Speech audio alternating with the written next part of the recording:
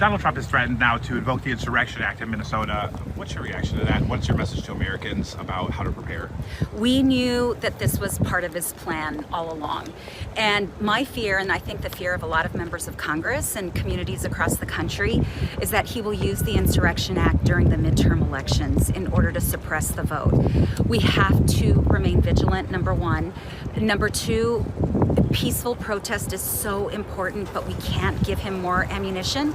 So we've got to be really careful about how we engage. But also, we need communities across the country to use every tool at their disposal, including lawsuits. We cannot allow this to stand. I'm definitely going to huddle with colleagues to see what we can do at this level. But the courts right now are the most immediate way to challenge what he's doing, and it has to be challenged. Hey everyone, welcome to this week's bonus show. Our opening clip was Congresswoman Escobar of Texas sharing the news for you all, if you haven't heard it yet, that Donald Trump wants to send in the troops, as Tom Cotton said in his New York Times op-ed, send in the troops, the Insurrection Act on Minnesota, simply for Minnesotans doing their civic patriotic duty of trying to save lives, following ICE agent Jonathan Ross murdering Renee Good in cold blood, shooting her 3 times in the face. It was just reported that another human being was shot by ICE, reportedly an immigrant who ran off, got away, thank goodness. And that is absolutely you're right. And of course, we ran on our social media the horrifying video of a woman just trying to make it to a doctor's appointment. And ICE was blocking the road. There's a ICE kidnapping blocking the road. And she was asking them, rightfully so, like after they just killed a woman, like, why are you blocking the road? And they cut her seatbelt and dragged her out of the car and arrested her. This is terror, plain and simple. Terror. Believe your eyes, believe your ears. Anybody who is numb to this, blind to this, they clearly have some agenda, and that agenda is a self-destructive one. Because I can tell you, in the decades of researching authoritarianism, you're building a house of cards that will collapse on your very head. The dictator, like, it doesn't always end well for the dictator. And even if they do die in power, they're driven to such paranoia that it's a horrible way to live. I know people think, well, look at the palaces, look at the caviar, look at all that nonsense, look at how they enrich their children. Their children end up broken inside. It's a self-destructive way to live, and it poisons society on every single level, and those countries always go into decline. So Americans are fighting back for basic human dignity, for a livable future for ourselves, for our families, for the planet, and for you, if you are not American, wherever you are in the world listening to this. We are fighting the good fight, and we're ultimately going to win. And I want to just brace everyone. It's going to get worse long before it gets better, and we see that now. Donald Trump using the Insurrection Act, that was in Project 2025. We at Gaslit Nation had like 12 phone banks calling everybody in, like, please, Project 2025. We ran episodes early on Project 2025. We opened episodes by saying, hey, he's going to call in the Insurrection Act on protesters. And it's also, as you heard from Congresswoman Escobar at the very start of the show, the Insurrection Act is also Donald Trump's way of stealing elections. One of my predictions in the episode that ran about at the very start of this year for what's going to happen in 2026, I predicted Donald Trump is going to panic because he knows the midterms are coming. He knows the economy that he created is failing. He knows that his invasion of Venezuela for oil is deeply, deeply unpopular. He knows that no one wants him to invade Greenland. He knows that everything he's doing is just a low-life smash and grab, right? I remember there was a jewelry store here in Park Slope that was robbed. They came in, they're like smashing the glass and grabbing what they could. That's what Donald Trump is doing to our very government and the world. And he knows it's unpopular. He's a 6-time bankrupt trust fund kid. He has gone through decades of failure, and I know nothing has stopped him because he is a showman and he's built a cult. He studied Hitler's speeches. He had Ivana in their divorce settlement, in their divorce case, that said in writing through her lawyers that Donald Trump kept a book of Hitler's speeches by his bedside. This man is not a reader. He's probably never been in a book club in his life, but he prioritized keeping a book of Hitler's speeches by his bed because he knew deep down inside what a failure he was. 6 bankruptcies. You inherit all that money from your cruel, cruel father, and you lose it on 6, you squander all that on 6 bankruptcies. He knows he's inadequate. He knows that Stormy Daniels is correct, calling him a mushroom dick. Like, he knows. That's why he needs the Hitler speeches. That's why he needs the cult of idiots to protect him. That's why he needs to recruit all of these sadist racists to join ICE and act like tough men for him, because he knows the people will vote him out the next chance they get. He is only back in power because he got extremely lucky in a year that was historically bad for incumbents. The wind was in every challenger's sails, including his, and he barely still won. He had everything going for him, and he won just barely. So he knows what is coming with the midterms, and so now he's panicking with the Insurrection Act. And I want to also say to all of you, we need to pay close attention to why Minnesota. Yes, Somali immigrants. Yes, there are some powerful progressive reps there, like Congresswoman Ilhan Omar, right, who he loves to go after because he's a bully. But it's much deeper than that. And there's a history of it. If you look at Minnesota, what they've done, it's known as the Minnesota Miracle. We've talked about it for years on this show. In recent years, we've been pointing out that you too, wherever you are in this country, can live in a Minnesota miracle. And that is extremely important about why they're going after Minnesota specifically. And again, there's historical precedent for this. Now, Minnesota codified abortion rights. It made sure to be a trans refuge state. They passed LGBTQ plus protections. They legalized adult use of cannabis. They made sure to strengthen the social safety net with paid family and medical leave, universal school meals, child tax credit, free college tuition, earned sick and safe time. They promised to pass 100% clean energy by 2040. They made major infrastructure investment, lead pipe replacement, voting rights restoration, gun safety reform, driver's licenses for all, Juneteenth as a holiday, the Minnesota Miracle. That is the Minnesota Miracle. And guess who led the Minnesota Miracle? Then Minnesota House Speaker Melissa Hortman. They barely had a majority. It was like they had like a 1-seat majority in the state Senate, a 6-seat majority in the House, and then of course they had Tim Walz as governor. And Melissa Hortman led on building the Minnesota Miracle. And what happened to Melissa Hortman? A Trump supporter killed her and her husband and their dog in her home. That is where the terror of Minnesota began. And I know you can point to a lot of other examples of they did this. That's where it began. They killed a beating heart of Minnesota.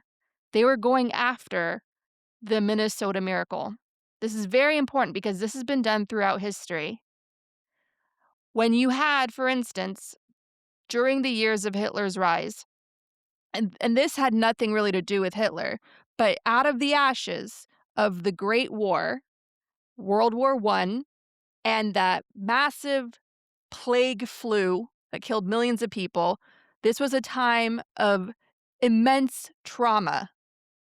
And so out of these ashes came communities clinging to each other, building out of the ashes for survival, mutual aid, labor movements.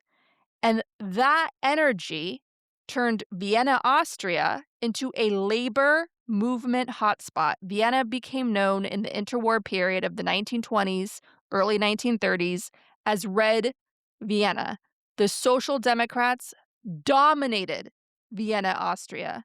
They even had massive influence on the rest of the country. The Social Democrats made sure to tax the rich put a tax on their champagne to pay for housing, affordable housing, kindergarten, libraries, and the rich howled. The rich were like, they're robbing us to build palaces for the poor. They're robbing us.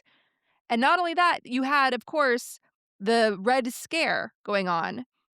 All of the reporting coming out of Moscow, Walter Duranty and those mouthpieces for the Soviets were celebrating the greatest social experiment ever attempted, which of course was communism. They were so all over the world. There's reports of the workers' utopia, equality of the sexes. Women get birth control. Women are treated like men. It's paradise on earth. Finally, you get housing from the state, free healthcare. It's paradise on earth. And that story was spreading around. And the Soviets made sure to build international coalitions because remember, the whole Bolshevik revolution, Marx, Engels, the revolution would be international. That was an extremely important force of this time was that the revolution would be international. It was an international revolution. Wherever you are, you're part of the workers' uprising, and we're going to do this together. Overthrow the regime, overthrow the bourgeoisie, overthrow the oligarchy. Wherever you are, make it happen. So wherever the very rich were, they were terrified of a Bolshevik uprising, like the one that killed the Tsar and his family. And so they looked at Red Vienna, the Social Democrats taxing their wealth to build amazing schools, amazing housing, amazing infrastructure so that workers could live in dignity. It was a massive, massive revolution that was happening in so-called Red Vienna.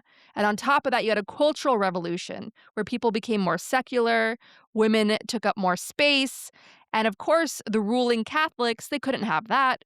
Here is the perfect example of why dictatorship is ultimately self-destructive. For 15 years, liberal Vienna divorced from the rest of Austria. This is in the interwar period. Liberal Vienna divorced from the rest of Austria, which was ultra-conservative, right-wing Catholic. And the Social Democrats ran Vienna like a progressive paradise. Then in 1933, Chancellor Dollfuss, more like Doofus, became a dictator, made himself dictator. And one of the first things he did was bomb and destroy the robust housing project, Karl Marxhof, which was like its own city within a city, built with love and care by the Social Democrats. Dollfuss and the Catholic fascists of Austria's countryside won the battle against Vienna, but they lost the war. Ultimately, they killed the well-organized movement of the capital of Vienna that could have protected Austria from an invasion just a few years later by Hitler. That is a very clear example of how self-destructive dictators are. And that was going on as well in Spain with the new Labor, the new socialist government rising in Spain. And that would ultimately lead to a far-right Catholic military coup with Franco taking over, with Franco invading the sovereignty of a democratically elected labor government, the Republicans, and setting off the Spanish Civil War and what would eventually, backed by Hitler and Mussolini, which he would ultimately win, establishing his dictatorship. And out of that dictatorship would rise Opus Dei, a Catholic cult of human trafficking and exploitation. So all of this is to say there's a long history of the elites there's a long history of the rich and the ruling religious institutions being scared out of their minds of rising labor movements. It's the same debate happening in America today over tax the rich to pay for universal health care, tax the rich to pay for free schools. But the reality is, so like that and that whole and obviously maybe during the time of the Red Scare where the Soviet Union was indeed a threat, but not in the way that the rich would have assumed. The Soviet Union itself was a threat because it wasn't genuinely waging an international revolution. The Soviet Union was just the same corruption, the same ruling entrenched corrupt oligarchy as the one that was overthrown, but is just a different dynamic. So the Soviet Union was a threat during that time, and then the Soviet Union was undermining a lot of really good movements, including the resistance to fascist Franco in the Spanish Civil War.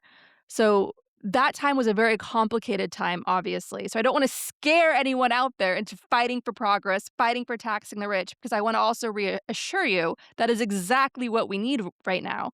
It is the countries that have their income inequality gap under control, not like the massive skyrocketing gap that we have here in the US that has surpassed even the Gilded Age. It is extremely important to understand that the three massive factors that lead to dictatorship is number one, political instability, number two, rampant propaganda disinformation, number three, economic inequality, economic unrest.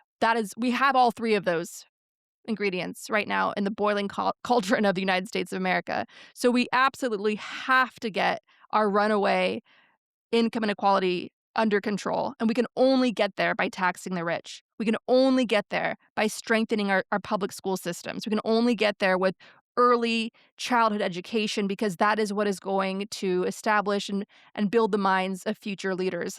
There's no other way through this crisis than by continuing and building on the Minnesota miracle.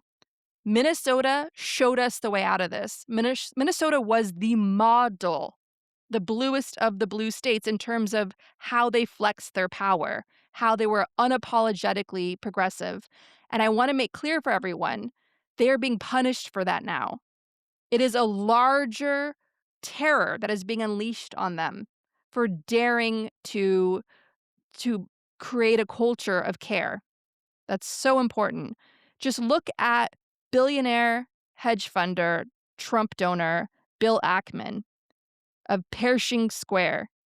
Bill Ackman gave $10,000 to some sloppy-looking GoFundMe set up for Jonathan Ross. It wasn't even clear, like, what is this money for? People wanted to give him money. And Bill Ackman wrote some bizarre statement on Twitter trying to justify why he would just give a real-life villain, a murderer that shot a woman 3 times in the face when she posed zero threat to him, and then called her a bitch after killing her. We all saw that on the video. And Bill Ackman, Trump donor, was like, yes, I want to give you $10,000 for doing that. That is the very definition of sadism. So they are at war with the culture of care established by the Minnesota Miracle. And yes, the DOJ, they had some MAGA journalists uncover some daycare scam fraud. That exists in every state. Now go to Louisiana. Show me what Mike Johnson's Louisiana looks like. Okay, so it's like there's always going to be mistakes made in any movement building. There's always going to be errors. There's always going to be bad actors taking advantage. That is human nature, human history. But show me all these other states, okay? Show me the Trump family. Let's look at their taxes. Let's look at all the laws they're breaking, right? So it's persecution, plain and simple. Minnesota is being invaded by a fascist army for political persecution. That's what this is about. And I know people are terrified out of their minds, and they have to put on a brave face just to go through the day, show up for work, show up for, whatever family plans you have going on. Put up a brave face, especially for your children, some of which, some of your children may be about to graduate high school, college, going straight into this mess as soon to be young adults. Terrifying time for us. And all of us have every right to be terrified out of our minds right now. Because this is it. This is everything we've been talking about on this show for years. This isn't a dress rehearsal. This is it. It's here. It's happening. It's real. And the sooner we accept that it's real, the sooner that we accept that it's not just some podcast, right? This is believe your eyes and ears. Believe the history books you've read. This is it. This is what we've been training for. And I know it's dark. I know it is dark. But remember this. And I know it's also my prediction from earlier this month where I said, hey, if Trump, look for signs of Trump losing his shit, like sending in the army. which was, again, part of Project 2025. That is in the insurrection. The Insurrection Act is in Project 2025. But I said, look for signs of him freaking out and being in that dangerous corner dog that bites. That's what this is. He knows he's on losing ground. And I was disappointed with that opening clip I played of Texas Congresswoman Escobar saying, "We here at Congress are going to huddle and look at what we can do." What the fuck are you talking about, what you can do? And did you hear how she's like, we're putting it on the courts? Listen, lady, those courts, like, they don't move fast enough, and they're also overwhelmed because everyone's putting it on the courts right now. You are a member of Congress. You are a member of Congress. Like, don't tell me you're going to look into what you can do. Like, we need to have free and fair elections. You can call on the international community, the OSCE, to be election monitors, first of all. You can call on protection, like get training in place now to protect the polls, right? You could have National Guards in the states of Democratic governors call in National Guards to protect our elections so we can have midterm elections, so we can stand a chance of taking back the House, to launch investigations, to slow them down. That is the name of the game now. Slow them down, preserve what we have left so we can even get an election in 2028. Do not tell me, member of Congress, you're going to huddle and look at what you can do. Oh my God. Like, don't tell me that. Like, that's crisis level, like, wrong right there. You are going to use every lever of your power and the power of your imagination to get clever now and stop this. You have more power than you realize. All of us do, but especially the members of Congress, especially with your taxpayer paid staffs, right? To make some phone calls, get together, get everyone in a room, figure this out. He is openly stealing our elections in front of us. That is what the Insurrection Act is about. And you, members of Congress, know that, because here's Congresswoman Gwen Moore on Gaslit Nation in March 2021, just 2 months after Trump led a violent insurrection to try to violently overthrow our democracy on January 6, 2021. Here's what Rep. Gwen Moore had to say. We had the My Pillow guy show up at the Capitol with, legions of papers on how to implement the Insurrection Act to occupy those states like Wisconsin or Pennsylvania or Georgia or Arizona, where there were at least disputed from Trump's point of view, election results. This is very, very frightening.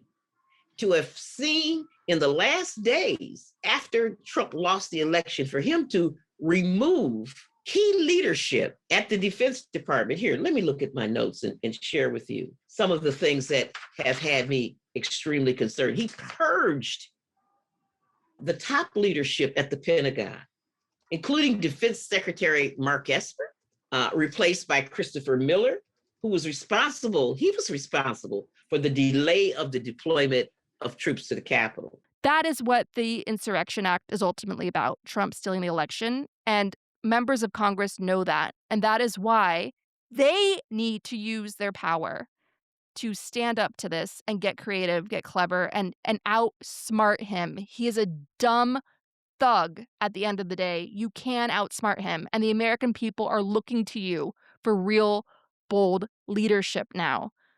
This is what we demand, because we cannot continue to put our bodies on the line for this because you're too busy looking for a huddle that's going to tell you what to do. You know what to do. You're elected members of Congress. You know what to do. You have power. Use it. Be clever. Get your governor colleagues on the phone. Everyone who cares about the rule of law is now a small d Democrat. You have a lot of people that you could reach out to, a network you can build to ensure that we get free and fair elections this November, and start early, start now. And all the big groups out there asking for money, all the indivisibles and move-ons out there, God bless you and all the work you're doing. You're overworked, underpaid. I see it. We all see it. But get planning now on what the strategy is. Start mapping, game theory out all the ways he's going to use the Insurrection Act to try to deny us the power to vote. and what your response will be, what you'll tell people, how you'll train them, how you will watch the elections to know it will be stolen, what indicators will make it clear that this was stolen, and what our rapid response should be. You have the American people on your side. People are willing and ready to work. Just tell them what they need to be doing. This is a code red call to everyone now. Find your project on how to be engaged in this work, because this is what it comes down to. They're trying to openly steal Congress now because they know they are deeply unpopular and their numbers are just tanking. And and they've unleashed a beast that's going to continue. ICE is going to continue to commit more violence against us, and that will just further turn more people against them, because those independents, those conservatives that just couldn't bring themselves to vote for a black lady in 2024, they're turned off by this. It is deeply American, this feeling of no kings standing up to tyranny. And here we have a tyrannical wannabe king. So he knows this is unpopular. And for you who are listening, if you're feeling like the weight of the uncertainty, the fear, like there's no way out of this, like what are our lives going to be like? You feel the judgment of history on you, because we're not just here to bear witness alone. We're here to act. We're here to find our place in this movement and chip in, to help, to be a part of it. Okay? Remember Martin Luther King Jr., whose birthday it is today, January 15th. He said, "Do not sleep through a revolution." So don't think you are just doom scrolling your way through this. You need to roll up your sleeves and get busy, because the more of us that pull our weight, the lighter the load for all of this. We can't just put it on a select few to risk their lives, because eventually those people will be gone. Okay? So the more of us that run towards danger, the more of us that run to help. All of us are called right now in this moment to be helpers. That's what this is about. And and just so you remember, that is exactly how we have the rights that we enjoy today in the first place. And I want to play for you a clip, because this is Martin Luther King Jr.'s birthday. In 1965, at the historic Selma to Montgomery March for Voting Rights, this was, of course, the march that included Bloody Sunday, where I think it was like 600 marchers were brutally attacked by Alabama state troopers, tear gassed, trying to cross the Edmund Pettus Bridge. That was March 7th, 1965, known as Bloody Sunday. Look at what's happening in Minnesota today. Then go look at Bloody Sunday. 600 people beaten by the same fascist force that ICE that Trump has unleashed on us. Same evil. 600 people brutalized. And what did Martin Luther King Jr. say just a few short weeks after Bloody Sunday? What did he say to a nation that was just as terrified and feeling that crush of uncertainty as you are today? What did he say? Here's what he said. Today I want to tell the city of Selma. Tell them, Doctor. Today I want to say to the state of Alabama. Yes, sir. Today I want to say to the people of America and the nations of the world that we are not about to turn around. Yes, sir. We are on the move now. Yes, sir. Yes, we're on the move, and no wave of racism can stop us. Yes, sir. And the burning of our churches will not deter us. Yes, sir. The bombing of our homes will not dissuade us. Yes, sir. The beating and killing of our clergymen and young people will not divert us. Yes, sir. The wanton release of their known murderers will not discourage us. We're on the move now. Yes, sir. Like an idea whose time has come. Yes, sir. Not even the marching of mighty armies can halt us. Yes, sir. We're moving to the land of freedom. Yes, sir. I know you're asking today, how long will it take? Somebody's asking, how long will prejudice blind the visions of men? I come to say to you this afternoon, however difficult the moment, Yes, sir. however frustrating the hour, it will not be long, because truth-crushed earth will rise again. Yes, sir. How long? Not long. Yes, sir. Because no lie can live forever. Yes, sir. How long? Not long. How long? Because you shall reap what you sow. Yes, sir. How long? Not long. How long? Truth forever on the scaffold, wrong forever on the throne. Yes, sir. Yet that scaffold sways the future. Behind the dim unknown standeth God within the shadow, keeping watch above his own. How long? Not long. Because the arc of the moral universe is long, but it bends toward justice. Yes, sir. How long? Okay, everyone, so those are my opening remarks to this week's bonus show. Just remember, you are not alone in all this. And now I'm going to speak directly to my Patreon supporters who keep Gaslit Nation going. You are the wind beneath my wings. If you want to sign up and hear this whole episode, please do so at patreon.com/gaslit. That's patreon.com/gaslit. You can get discounted annual membership and join our Monday salons over on patreon.com/gaslit. Thank you to everyone who supports the show.